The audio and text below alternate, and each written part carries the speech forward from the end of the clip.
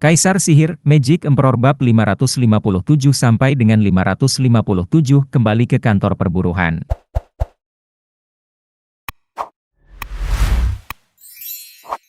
Para tetua dan bangsawan menatap UR dengan ketertarikan baru. Dia tidak terlalu buruk, unggulan elit yang menjanjikan. Selain itu, wajar jika sang master menjaga perlengkapan muridnya, bukan? Hahaha, dia adalah murid yang baik dan saya belum pernah melihat orang seperti dia selama bertahun-tahun.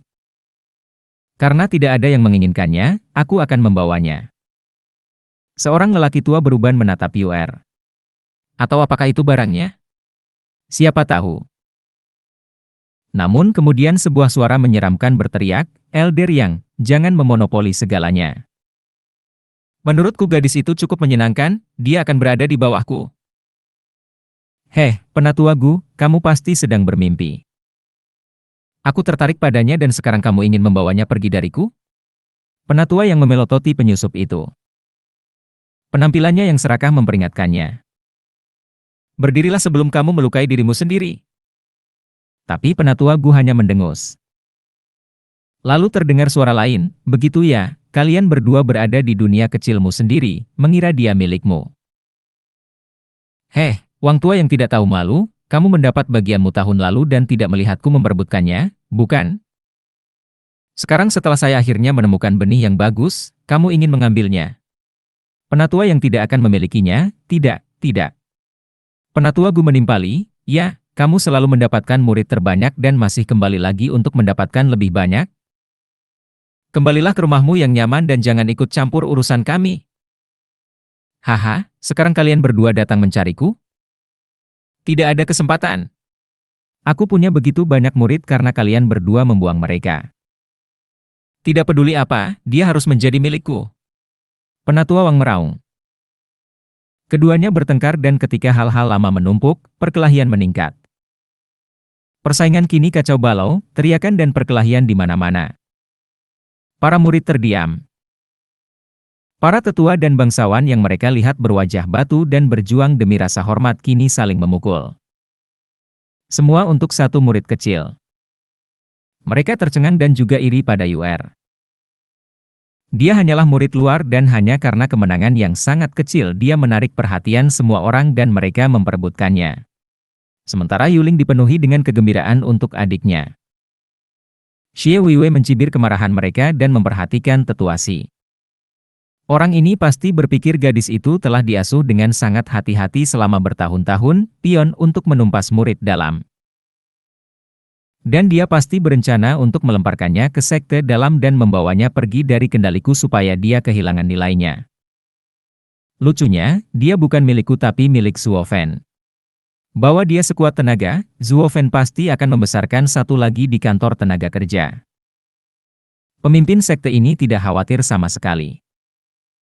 Xie Weiwei menyeringai dalam hati, memuji pukulan Zuofen. Bahkan dia akan membutuhkan lebih banyak waktu untuk mendapatkan murid luar ke level ini. Belum lagi menarik perhatian semua orang dengan setiap gerakannya sebagai pemimpin sekte. Memiliki Zuofen sebagai wakilnya jauh lebih baik. Sementara sikap Xie Weiwei yang tidak berkomitmen membuat tetua Si bingung. Bukankah dia pionnya? Atau apakah dia punya rencana lain? Tetua Si menyelidiki. Diam. Tetua, para tetua, apakah kamu tidak malu menunjukkan aib seperti itu di hadapan seluruh sekte?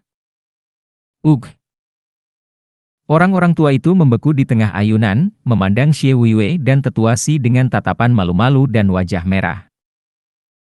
Mereka terlalu sibuk mendapatkan gadis itu sehingga mereka membiarkan diri mereka pergi dan terlibat dalam pertengkaran seperti perempuan tua. Namun seiring berjalannya waktu, siapa yang akan mendapatkan boneka dan maharnya? Tetua Si berbicara dengan senyum dingin. Pemimpin sekte, semua orang menunjukkan minat untuk menjadikannya sebagai murid, tetapi sulit untuk memutuskan. Dari caraku melihatnya, dengan kematian Hu Mei'er, tetua kedua telah kehilangan murid tersayang dan mengambil UR akan menyembuhkan patah hatinya. Kamu busuk, tidak baik, si Manshan yang keji. Kamu ingin mengambil semua barangnya sendirian. Setiap tetua meneriakinya, setidaknya dalam pikiran mereka. Tetua Si memiliki tetua kedua di tasnya, dan sebagai wakilnya dia akan mendapatkan semua harta iblis dan kandidat elit. Humeir meninggal, tapi dia akan mendapatkan 3 harta iblis. Itu sangat berharga. Persetan dengan perbaikan hati? Lihat betapa mesumnya tetua kedua. Apakah kamu melihat ada luka di wajahnya? Seluruh sekte tahu seberapa dekatnya dia dengan murid perempuannya. Sejak yang satu meninggal, dia akan mendapatkan yang lain. Ambil perbaikannya dan simpan di tempat yang tidak terkena sinar matahari. Semua tetua marah, berpindah dari tetua Si ke tetua kedua. Yang terakhir ini bahkan menjelajahi tubuh Yu'er dengan tatapan menyeramkannya. Bahkan sesekali mengangguk. Yuling panik. Murid perempuan manapun tahu selera tetua kedua. Yuling takut adiknya akan terkena racunnya dan berakhir sama seperti pendahulunya.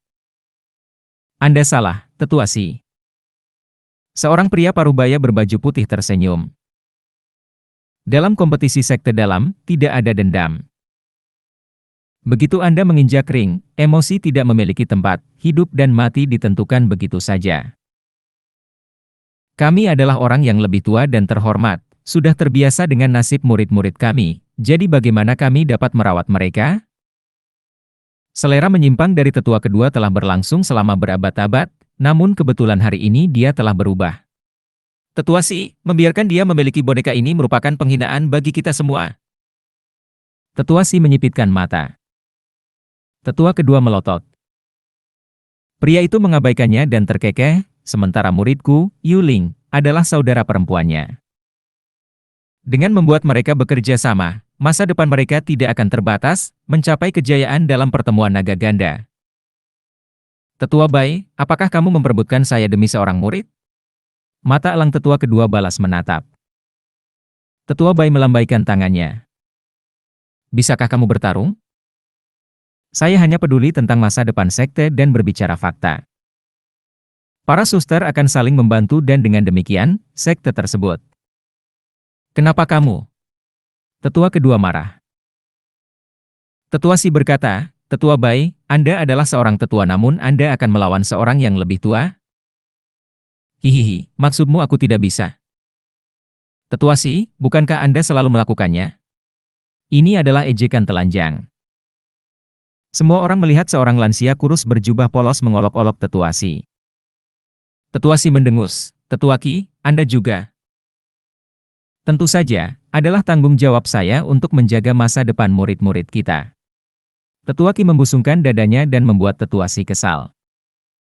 Xie Weiwei mencibir dalam hati. Tetua Ki dan Tetua Bai berada di garis otoritas ketiga dan keempat. Keduanya bersama-sama dapat menahan Tetua Si.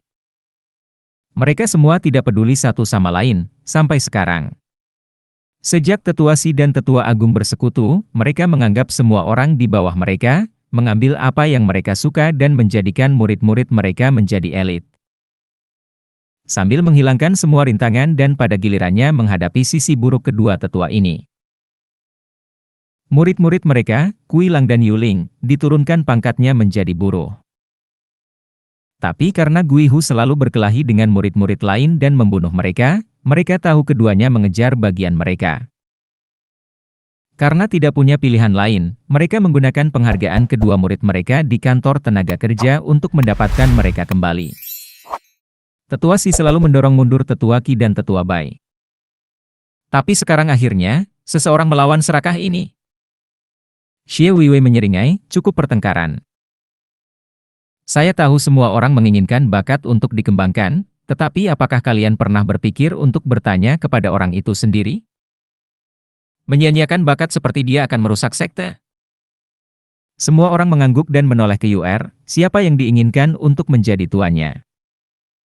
Xie Weiwei berkata, sebagai murid batiniah, kamu harus memiliki bimbingan seorang guru. Bicaralah sekarang, siapa yang akan menjadi pemandumu? Yu'er mengamati orang-orang tua dan senyum munafik mereka, bingung harus memilih siapa. Yuling memberikan petunjuk yang jelas dari samping. Pilih Tetua Bai. Jika kamu tidak ingin mati, kembalilah ke kantor tenaga kerja. Sebuah suara tua memasuki telinganya, latihan 3 bulan seharusnya membuatmu tahu bahwa yang kuat tidak pernah meminta apapun. Yuer bergidik dan menoleh ke pedang di tangannya dan matanya berbinar. Sambil membungkuk dia berkata, "Pemimpin sekte, tolong kirim saya kembali ke kantor tenaga kerja." Katakan apa? Semua orang ternganga. Apa yang dia katakan? Para murid yang hadir menyaksikan gadis itu dengan tatapan bodoh. Apa yang baru saja kudengar? Dia ingin pergi ke kantor tenaga kerja dengan sengaja? Iya. Aku juga mendengarnya. Yang lain berkata, masih bingung. Itu adalah reaksi yang cukup populer saat ini, bahkan di kalangan orang tua dan bangsawan. Sebuah tempat yang ditetapkan sebagai tempat pembuangan sampah sekte, di mana para murid dibuang untuk menghabiskan sisa hari-hari mereka dengan menangis, baru saja mendapat sukarelawan. Tapi bagaimana mungkin seorang wanita dengan prospek cemerlang bisa mendapatkan ide seperti itu? Xie Weiwei berkata, "Yuer, apakah kamu yakin? Begitu kamu berada di sana, masa depan kamu berakhir. Ini adalah lubang yang tidak akan pernah bisa kamu keluarkan." Yuling terus memberikan petunjuk untuk melakukan yang sebaliknya. "Saya terpaksa pergi ke sana tetapi kamu tidak harus pergi ke sana. Mengapa kamu bersikeras menyia-nyiakan dirimu sendiri?" Namun keputusan Yuer sudah final, pemimpin sekte, saya ingin pergi ke kantor tenaga kerja. Karena itu adalah pilihanmu, aku tidak akan memaksamu. Kamu selanjutnya akan menjadi buruh. Pergi sekarang. Xie Weiwei melambai dengan dingin. Tetua Si merasa gelisah, pemimpin sekte, bagaimana kita bisa melakukan ini terhadap seorang berbakat? Dia menginginkan kantor tenaga kerja daripada membantu sekte. Apa yang kamu ingin saya lakukan, memohon? Memaksanya hanya akan memperburuk keadaan. Xie Weiwei menjentikkan lengan bajunya. Mulai sekarang, gadis itu adalah seorang buruh, jadi jangan biarkan aku melihatmu terus mengejarnya. Jika kalian punya banyak waktu untuk disia-siakan, sebaiknya gunakan waktu itu untuk mempersiapkan kompetisi 3 bulan dari sekarang. Ini adalah kesempatan bagi murid-murid kalian dan diri kalian sendiri. Jangan menyia-nyiakannya. Xie Weiwei pergi dengan wajah keras, kesal karena Yuer menolak niat baiknya dan memilih kantor tenaga kerja. Sayangnya, tidak ada yang memperhatikan secercah senyuman di wajahnya sebelum pergi. Tetua Si merengut, matanya mengembara seperti pikirannya. Pasti ada yang salah dengan semua ini, tapi apa? Pemimpin sekte melemparkannya ke tempat pembuangan sampah itu terlalu cepat. Apakah itu hanya untuk meninggalkannya, atau sesuatu yang lain? Tetua Si menoleh ke arah Grand Elder yang mengerutkan kening. Dia membaca mata lelaki tua itu, pikiran yang terlintas di kepalanya juga sama. Guihu, ayo. Penatua Agung pergi. Guihu bergegas mengikutinya. Tetua Si memanggil Liu Su dan pergi untuk merenung juga. Segera, semua orang tua pergi, meninggalkan Yuer di atas ring dengan tatapan kasihan untuk terakhir kalinya. Sayang sekali pernak-pernik itu, tanpa alasan aku tidak bisa mengambilnya. Atau mencurinya saja akan membuat orang lain menyerangku. Melakukan semua pekerjaan hanya untuk mendapatkan keuntungan lain darinya sungguh sia-sia. Karena itu, para tetua mengambil keputusan diam-diam, hanya untuk bergerak ketika orang lain mendapatkannya terlebih dahulu. Mereka semua pergi dengan kekek dan kilatan jahat di mata mereka. Hanya Kuilang, Yuling dan adiknya yang tersisa. Bodoh, kenapa kamu pergi ke tempat sialan itu? Saya sendiri baru saja keluar. Yuling menggerutu, tapi lebih dari segalanya dia khawatir. Yuer terkikik, saya yakin saya akan menjadi jauh lebih kuat di sana. Apakah kamu tidak melihatku membunuh Humeier? Aku membalas dendam. Keduanya tersentak kaget. Ya, tetua mana yang bisa membuat seseorang terlahir kembali dan tumbuh begitu besar dalam 3 bulan? Mungkin jauh lebih baik berdiri di sisinya daripada menjadi elit. Keduanya semakin bersemangat. Dan Kuilang teringat akan putra kesayangannya. Ketiga bayangan yang mengintai itu kecewa. Jangankan 3 harta iblis, hanya fakta bahwa Yuan Qi-nya sangat dingin dan sedingin es, menjadikannya permata. Dia membutuhkan sedikit bimbingan dan dia akan berdiri di atas para elit sekalipun, kata seseorang. Yang lain mengangguk, sebelum menggelengkan kepala, kasihan Wei mengirimnya menjadi buruh. Para elit kehilangan benih yang bagus. Ada apa dengan Wei? Dia harus memanfaatkannya, bukan membuangnya. Bila angin hitam itu jauh melampaui daya tarik gadis lain, dia akan membawa kita jauh di pertemuan naga ganda. Ayo kita hentikan. Wei mungkin gegabah tetapi tidak mengabaikan gambaran besarnya, atau dia tidak akan menjadi pemimpin sekte. Saya merasa segala sesuatunya menjadi lebih rumit daripada yang terlihat. Aku akan bertanya padanya tentang gadis dan anak itu.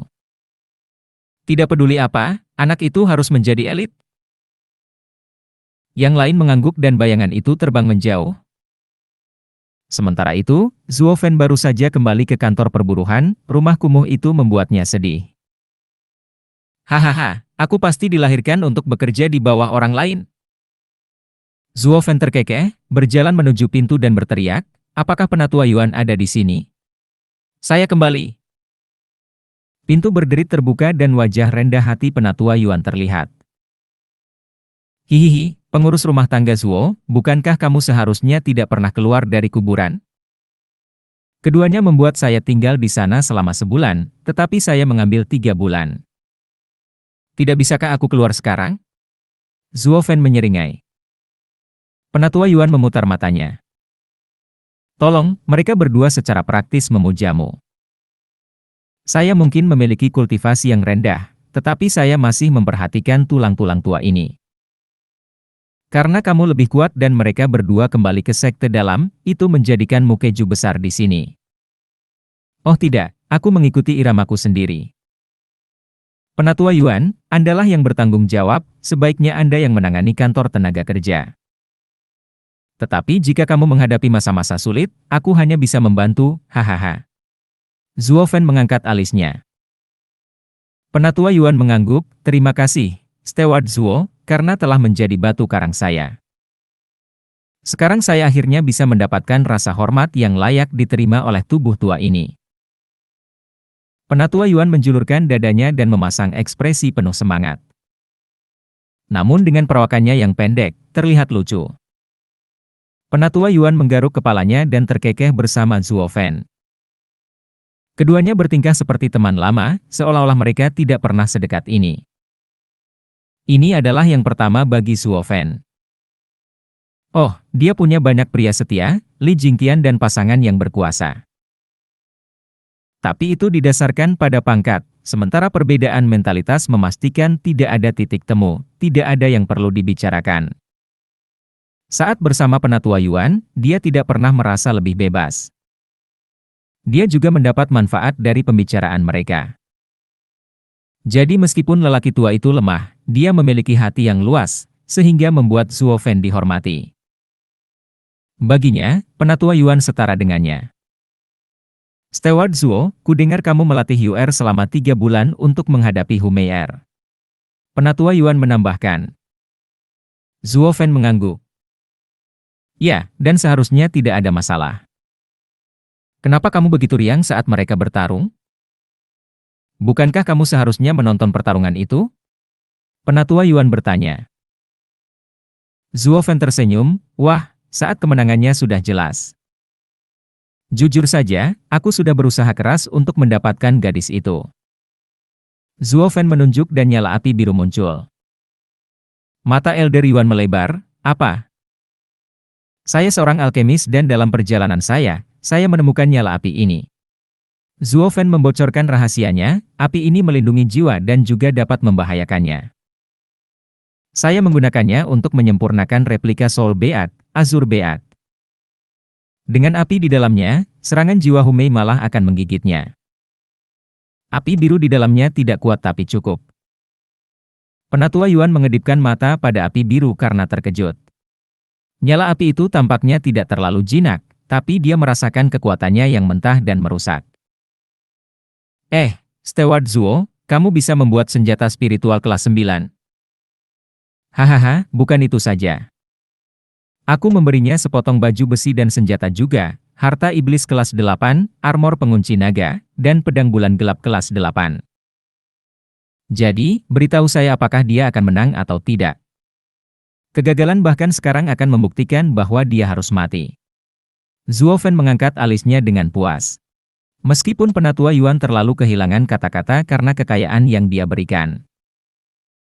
Dan di sini saya pikir dia sudah memilikinya, padahal sebenarnya dia benar-benar membuatnya. Pemurni alat kelas 9 dan alkemis kelas 10, dan belum lagi budidayanya yang keterlaluan.